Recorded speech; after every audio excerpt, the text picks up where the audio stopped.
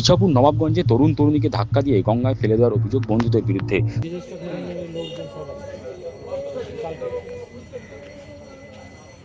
না বডি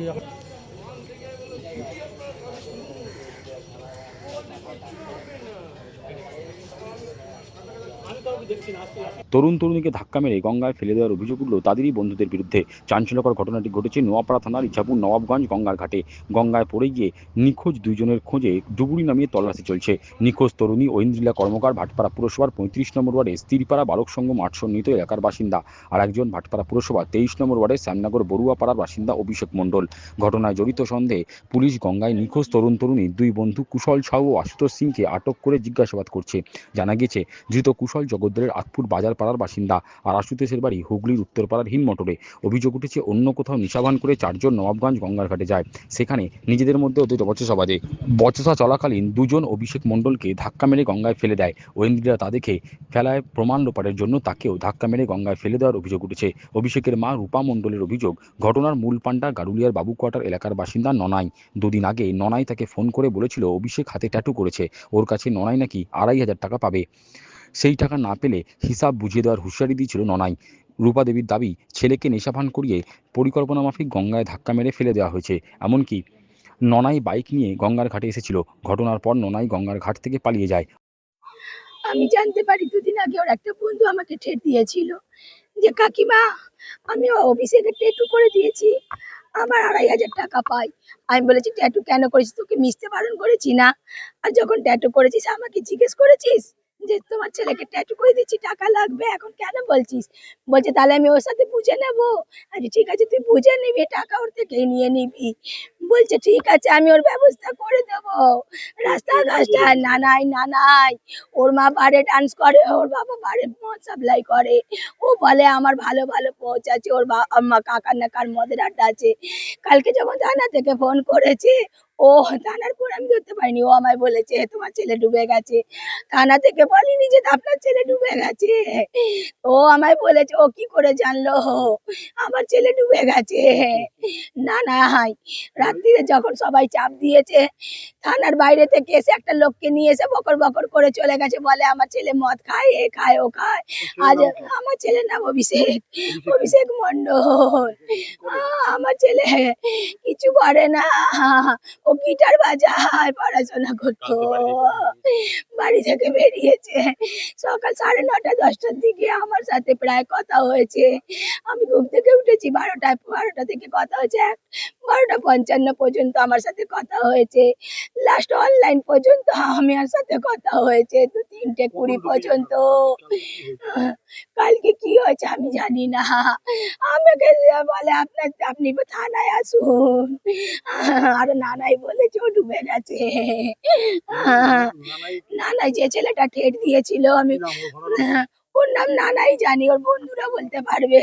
পিনকলে বাবু কোয়ার্টারের কাছে থাকে, এইটুকুই বলতে পারবো। ওর বাবা মায়ের নাম জানি না, এইটুকু জানি ওর মা। ওরা তো 4জন এসেছিল মেয়েটাকে নিয়ে।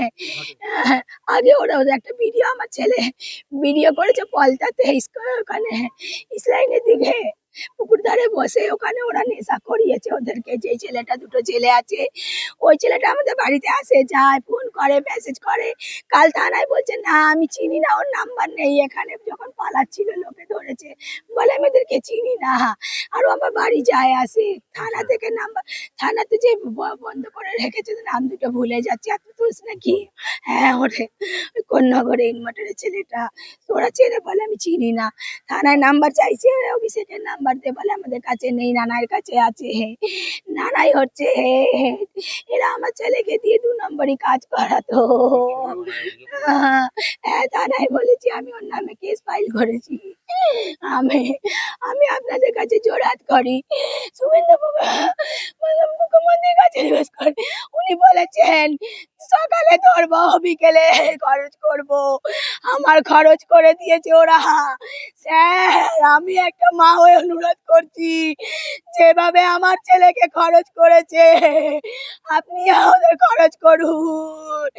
বলেছেন আইন পাল্টেছে, আইন যখন পাল্টেছে আমরাও বিচার চাই।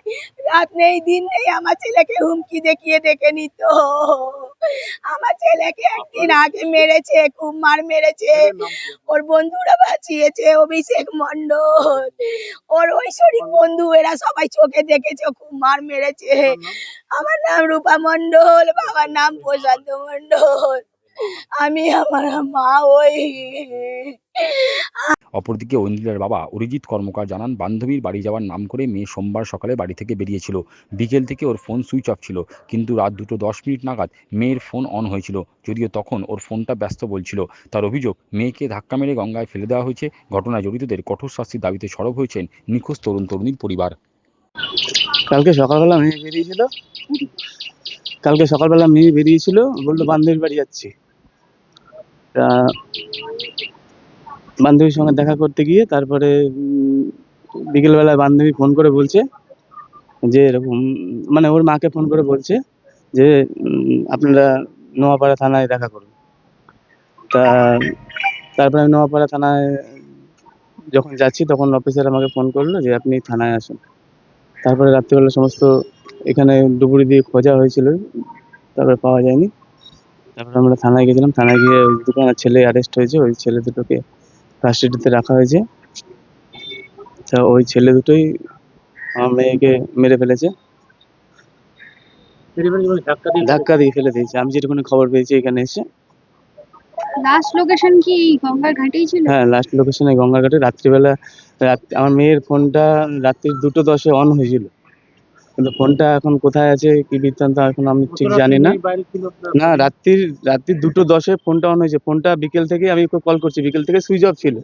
তা বিকেল থেকে সুইচ অফ ছিল, রাত্রি 2:10 ফোনটা অন হয়েছে। অন হওয়ার পরে আমি যখন ফোন করছি তখন ফোনটা বলছে অন্য কলে ব্যস্ত রয়েছে, মানে ফোনটা কারোর সঙ্গে কথা হচ্ছে।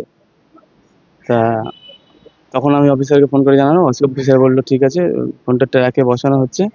তারপরে এখনো কোনো খবর পাইনি। আপনার কি মনে হয় ওকে মেরে ফেলেছে?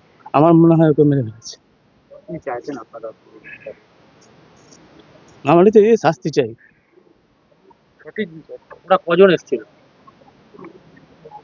ওরা 4 জন এসেছিল, কিন্তু মেয়েটি কি ওর বন্ধু হয়? আমি তো ওদেরকে চিনি না, ওদেরকে কাউকেই আমি চিনি না। কারোর সঙ্গে আমার কোনোদিন দেখা হয়নি, কথাও হয়নি। ওর নামগুলো বলতে পারবেন? কারা কারা রাতে ছিল? নাম সঠিক নামও বলতে পারবো না। ওই দুজনকে অ্যারেস্ট করেছে। হ্যাঁ, দুজনকে। এখানে দেয়া আছে আটক কে? কুশল সাউ, কুশল সাউ, আর অশোক ঘোষ, আশুতোষ সিং, এরকম নাম শুনেছি। এরকম নাম। ওদেরকে দুজনকে আটক করা হয়েছে। ওরা কি এই এলাকারই বাসিন্দা? ওরা এই এলাকার বাসিন্দা না, একজন হচ্ছে আতপুরের আর একজন হচ্ছে উত্তরপাড়া।